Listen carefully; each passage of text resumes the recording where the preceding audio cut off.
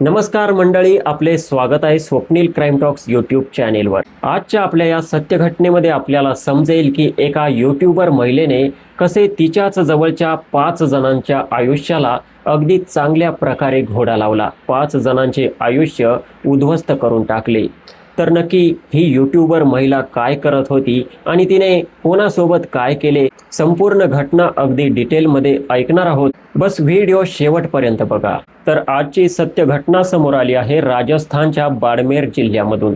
बाड़मेर जिल्ह्यामध्ये गरल नावाचं एक गाव आहे आणि याच गावात राहणारा 42 वर्षीय तेजारामची एक सुंदर धर्मपत्नी असते, जिचं नाव असतं नेतन। नेतन ही 36 वर्षांची महिला आहे। नेतन आणि तेजाराम यांना 4 मुलं आहे। आता जो तेजाराम आहे हा घर खर्च चालवण्यासाठी, बिल्डिंग कन्स्ट्रक्शनचे काम करण्यासाठी गावातून बाहेर जात असायचा, शहरामध्ये जाऊन काम करत असायचा आणि घरी त्याची पत्नी नेतन आपल्या मुलांचा सांभाळ करत असायची। या व्यतिरिक्त घर सांभाळत असायची, घरातील कामे करत असायची। मात्र तरी देखील त्या 4 मुलांचं आवरून देणं, घर आवरून देणं, त्यानंतर भरपूर सारा वेळ तिला मिळत असायचा। आता या रिकाम्या वेळेमध्ये नक्की आपण काय करावं? तर या नेतनकडे एक अँड्रॉइड मोबाईल होता, जो की तेजारामने या नेतनला घेऊन दिलेला होता। आता नेतन त्या मोबाईलमध्ये रील्स बघत असायची, इंस्टाग्रामचे व्हिडिओ बघत असायची, यूट्यूबचे व्हिडिओ बघत असायची। तर असं बघता बघता यूट्यूबवरती आजकाल व्हिडिओ येत असतात की यूट्यूबर बना, इंस्टाग्रामवरती रील्स बनवा आणि ब्रँड प्रमोशन करून पैसे कमवा। तर नेतन विचार करते की आपण देखील असं काहीतरी सेलिब्रिटी बनलं पाहिजे, यूट्यूबर बनलं पाहिजे, इंस्टाग्रामर बनलं पाहिजे। आता ही नेतन शिकू लागते आणि हळूहळू बघून इंस्टाग्राम आयडी ओपन करते, इकडे यूट्यूबमध्ये चॅनल ओपन करते आणि रील बनवण्यासाठी सुरुवात करते। आता नेतन जेव्हा रील सुरुवातीला बनवते यूट्यूबवरती, तर यूट्यूबवरती तिचे जे शॉर्ट्स व्हिडिओ असतात ते काही जास्त व्हायरल होत नाही। मात्र जे इंस्टाग्राम आहे, या इंस्टाग्रामवरती थोडंसं कंबर जरी हलवलं तरी भरपूर सारा मिलियनमध्ये व्हिडिओ जात असतात। आता नेतनचे जेव्हा 1-2 व्हिडिओ व्हायरल झाले, नेतनला खूप छान वाटलं। आता मला लाखो लोक बघत आहे असं तिला वाटू लागलं, जणू काही ती ढगामध्ये गेली की काय असं तिला वाटत होतं। आता लाखो लोक बघतात म्हटल्यानंतर 100-200 कमेंट्स येणं साहजिक गोष्ट आहे। 100-200 कमेंट्स आमच्या सारख्याला येतात, महिला असेल तर 1000-2000 कमेंट्स येतात। आता 1-2 हजार तिला कमेंट्स येत होत्या। अनेक वासनांद लोक त्या ठिकाणी बसून ते व्हिडिओ बघत असतात, रील्स बघत असतात। तर त्यामध्ये लोक बोलत असतात की काय भाभी किती छान डान्स करता वगैरे वगैरे, रील्स बनवणाऱ्या महिलेची तारीफ करत असतात। आणि या गोष्टीमुळे ही तेजन अतिशय ढगात जाऊ लागली। हिला वाटू लागलं की मी खरंच एक खूप मोठी स्टार बनली आहे। इंस्टाग्रामवरती आता तिचे 43,000 फॉलोअर्स झाले होते आणि ती लगातार आपली रील्स बनवत असायची, कंबर हलवत असायची आणि लोक तिला प्रतिसाद देत असायचे। आता या रील्स बघणाऱ्या दर्शकांमध्ये एक व्यक्ती देखील असतो, ज्याचं नाव असतं गुमान सिंग। गुमान सिंग हा 30 वर्षांचा व्यक्ती असतो आणि या गुमान सिंगला या नेतनचे व्हिडिओ, रील्स वगैरे खूप आवडत असायची। तर गुमान सिंग नेतनच्या व्हिडिओला आवर्जून कमेंट करत असायचा, आवर्जून लाईक करायचा आणि 2-4 कमेंट सोडत असायचा की आपल्यासारखी दुसरी रील स्टार या पूर्ण इंस्टाग्राममध्ये मला कुठे दिसत नाही। आपले केस किती सुंदर आहे आणि आपण दिसायला किती सुंदर आहे, आपण डान्स किती छान करता, वारंवार हा गुमान सिंग महिलेला कमेंट करत असायचा। आता एकाच व्यक्तीची प्रत्येक व्हिडिओला, प्रत्येक रील्सला वारंवार कमेंट येत असेल तर क्रिएटरला देखील समजते की ही व्यक्ती आपल्याला कायमस्वरूपी कमेंट्स करते, लाईक करते आणि ही आपली चांगल्या प्रकारे फॅन आहे। तर या नेतनला देखील कळू लागले की गुमान सिंग नावाचा हा व्यक्ती आहे आणि नेहमी आपल्याला मेसेज करत असतो। आता गुमान सिंग पुढे चालून या नेतनच्या इनबॉक्समध्ये देखील मेसेज करू लागतो। तिला बोलतो की मॅडम, मला तुमच्या रील्स खूप आवडता, मला असं वाटतं की तुम्हाला भेटावं, तुमच्यासोबत ओळख वाढावी, तुमच्यासोबत मैत्री करावी। आता नेतन जी असते ही तर याच्यापासून अगोदरपासूनच खुश होती, कारण हा तिला भरपूर प्रतिसाद देत होता।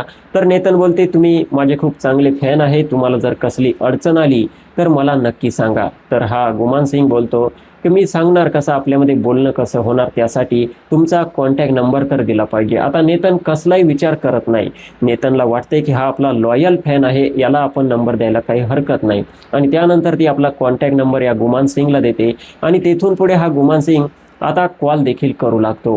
नेतन जी असते घरामध्ये बसून असायची, 4 मुलांचं आणि घरातलं सर्व काम आवरलं की आपला मोबाईल पकडून बसत असायची, रील बनवायची, व्हिडिओ बनवायची आणि त्यानंतर येणाऱ्या कमेंट्सला रिप्लाय देत असायची. तर आता या गुमान सिंगच्या मेसेजेसला रिप्लाय देऊ लागली आणि त्याच्यासोबत कॉलिंगवरती आता बोलणं होऊ लागलं. तर जो गुमान सिंग होता हा वारंवार या नेतनची खूप तारीफ करत होता, कौतुक करत होता आणि हीच गोष्ट या नेतनला आणखी आवडत गेली. पुढे चालून गुमान सिंग बोलतो की माझ्यासोबत मैत्री करा. आता जी नेतन असते ही बोलते की मी मैत्री केली आहे म्हणून तर तुम्हाला मोबाईल नंबर दिला आहे. आणि तेथून पुढे ही नेतन या व्यक्तीला विचारू लागते की तुम्ही काय करता. तर गुमान सिंग सांगतो की हे बघा मी काही खोटं सांगणार नाही, जसे बाकीचे लोक एखाद्या महिलेला पटवण्यासाठी किंवा मुलीला पटवण्यासाठी खोटं सांगतात. मी डॉक्टर आहे, इंजिनियर आहे, अमुक आहे, तमुक आहे, तसं मी सांगणार नाही.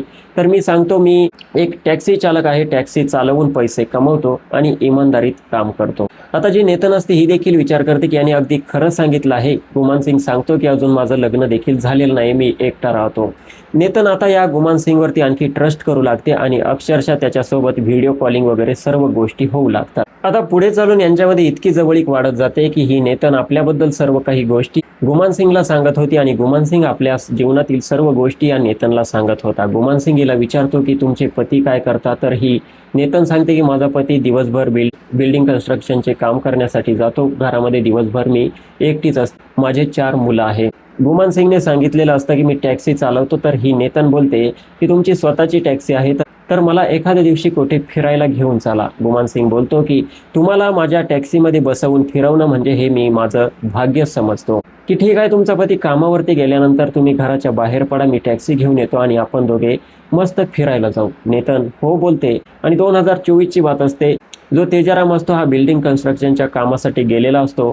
गुमान सिंग टॅक्सी घेऊन नेतनच्या घराबाहेर येतो. नेतन त्याच्या टॅक्सीमध्ये बसते आणि दोघे बसून शहराच्या दिशेने जातात आणि तिकडे दोघांमध्ये खूप चर्चा होते, खूप बोलणं होतं. ओळख आधीपासून होती, पहिल्यांदा भेटले होते आणि पहिल्याच भेटीमध्ये हा गुमान सिंग या नेतनला एका हॉटेलमध्ये नेतो. हॉटेलमध्ये एक रूम बुक केला जातो आणि दोघांमध्ये त्या गोष्टी होतात ज्या पती पत्नीमध्ये होणं स्वाभाविक गोष्ट आहे.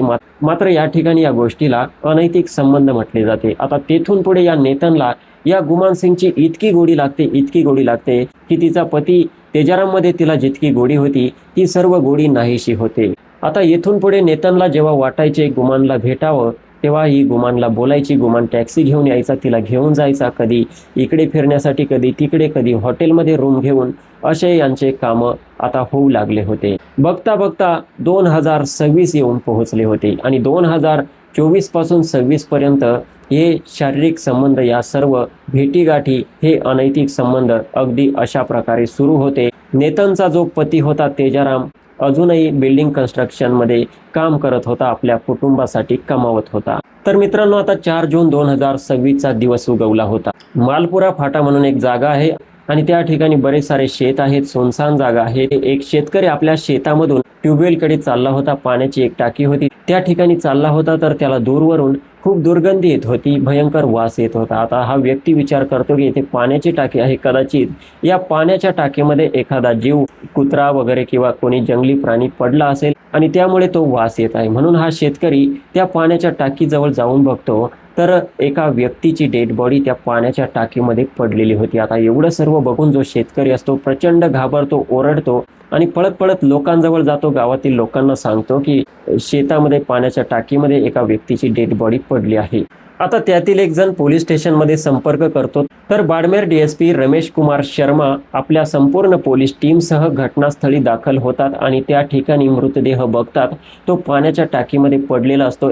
एका अज्ञात व्यक्तीचा तो मृतदेह असतो. आता त्या ठिकाणी सर्च ऑपरेशन राबवले जाते. तर त्या मृतदेहाजवळच काही अंतरावरती एक बॅग देखील पडलेली असते आणि एक मोबाईल फोन देखील पडलेला असतो. आता पोलीस जेव्हा तेथील स्थानिक लोकांना विचारतात की या व्यक्तीला तुम्ही ओळखतात का, तर त्या बॉडीला कोणीही ओळखण्यासाठी तयार नसते. तर पोलिसांना वाटते की कदाचित हा बाहेरचा व्यक्ती असेल, या ठिकाणी आणून याची अशा प्रकारे कोणीतरी हत्या केलेली असू शकते. तर त्याचा मोबाईल त्या ठिकाणावरून बरामद करण्यात येतो, बॅग बरामद करण्यात येते आणि मोबाईल जो असतो हा स्विच ऑफ झालेला असतो, त्याला चार्जिंग देखील नसते. तर पोलीस तो मोबाईल चार्जिंगला लावतात, ऑन करतात आणि त्यानंतर बघतात की 2 जून 2026 रोजी त्या मोबाईलवरती एका व्यक्तीचा कॉल आला होता आणि त्या व्यक्तीचं जेव्हा लोकेशन काढले जाते तर त्या व्यक्तीचं लोकेशन देखील 2 जून 2026 रोजी याच ठिकाणी होते.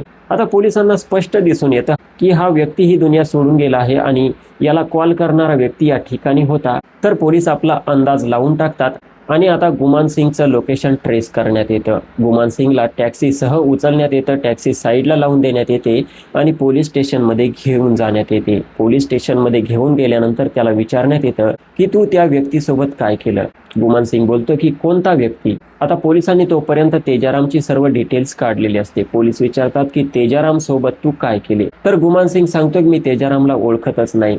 आता पोलिसांना कळून चुकतं की सहजासहजी हा व्यक्ती आपल्याला सांगणार नाही, तर याची आपल्याला चांगली खातिरदारी करावी लागेल, चांगली सेवा करावी लागेल. जेव्हा पोलिसांचे दांडे या गुमान सिंगवरती पडू लागतात तेव्हा हा गुमान सिंग तुटतो आणि पोलिसांना बोलतो की साहेब मी तर याला मारले आहे, पण मी माझ्या मनाने मारलं नाही, तर या तेजारामच्या पत्नीनेच मला सांगितलं होतं की याचा खेळ खल्लास करून टाक. आता पोलीस हे ऐकून त्या ठिकाणी हदरतात की एका व्यक्तीच्या पत्नीने दुसऱ्या व्यक्तीला सांगितले की खल्लास करून टाक. पोलीस विचारतात की याची पत्नी आणि तुझा संबंध काय. तर हा सांगतो की 2 वर्षांपासून आमच्या सर्व गोष्टीमध्ये संबंध आहे, सर्व अनैतिक संबंध सुरू आहे. पोलीस पुढचं काहीही न विचारता या नेतनला शोधतात आणि तिला देखील उचलून पोलीस स्टेशनला आणले जाते.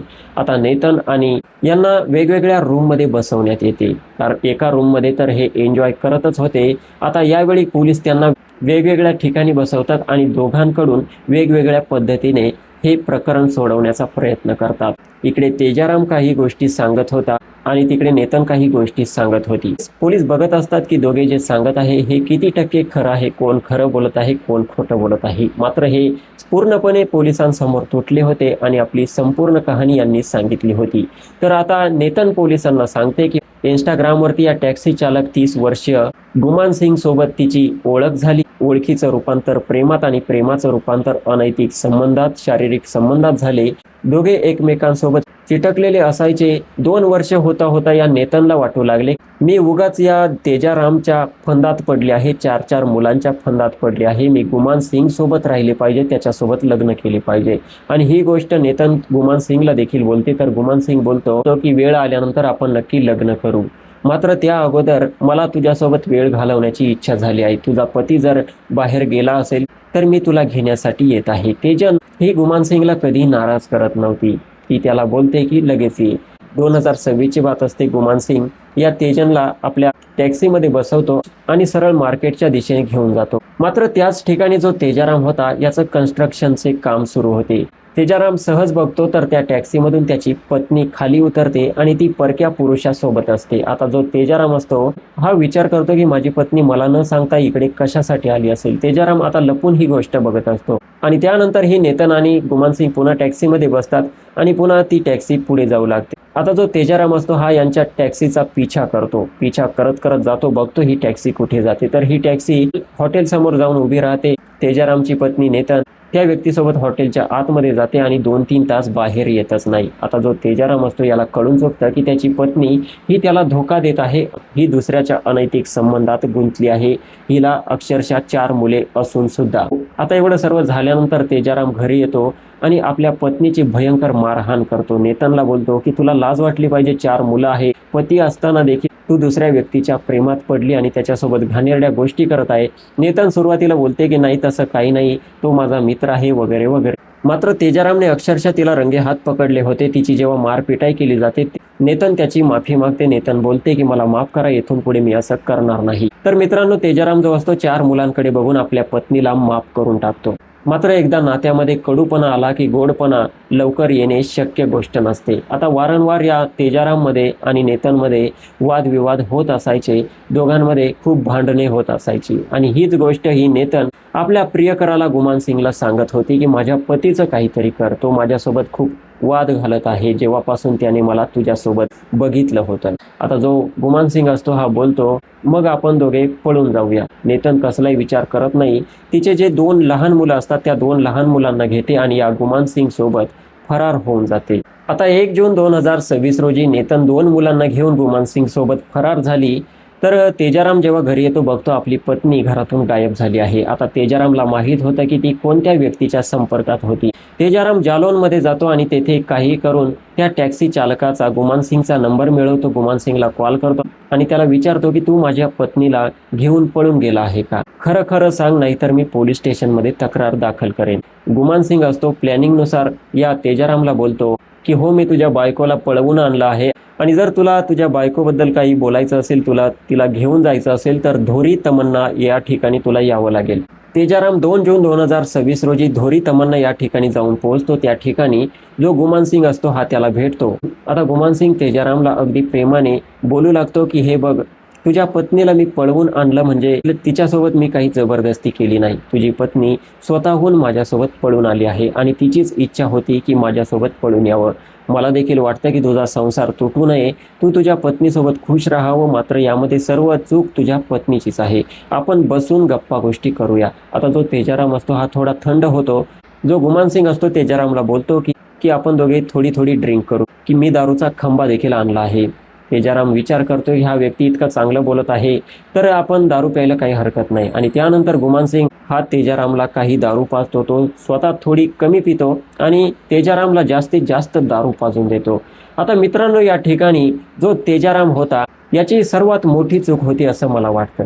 ज्या व्यक्तीने त्याच्या पत्नीसोबत 2 वर्षापासून संबंध ठेवले, त्याच्या पत्नीला पळवून नेलं, त्या व्यक्तीसोबत बसून हा अक्षरशः दारू पित आहे. एवढं करून झाल्यानंतर हा जो गुमान सिंग असतो हा बोलतो की चल, मी आता तुला तुझ्या पत्नीसोबत मिळवून देतो. गुमान सिंग तेजारामला आपल्या टॅक्सीमध्ये बसवतो. तेजाराम जो असतो हा नशेमध्ये फुल झालेला असतो आणि मालपुरा फाटा या ठिकाणी निर्जन ठिकाणी शेतवस्ती असते. त्या ठिकाणी एक पाण्याची टाकी असते. त्या पाण्याच्या टाकीजवळ घेऊन जातो आणि त्या ठिकाणी नशेमध्ये असलेल्या तेजारामला त्या पाण्याच्या टाकीमध्ये धक्का देतो. त्यानंतर तेजाराम त्या ठिकाणी लटपटू लागतो आणि त्या पाण्याच्या टाकीमध्येच त्याचा मृत्यू होऊन जातो. आणि त्यानंतर गुमान सिंग जो असतो याचा मोबाईल आणि जी बॅग असते काही अंतरावरती नेऊन टाकून देतो आणि त्या ठिकाणावरून फरार होऊन जातो. गुमान सिंग जो असतो हा एकच बोलत होता की तेजारामला संपवण्याचा माझा काही उद्देश नव्हता, त्याला संपवण्याशी मला काही घेणं देणं नव्हतं.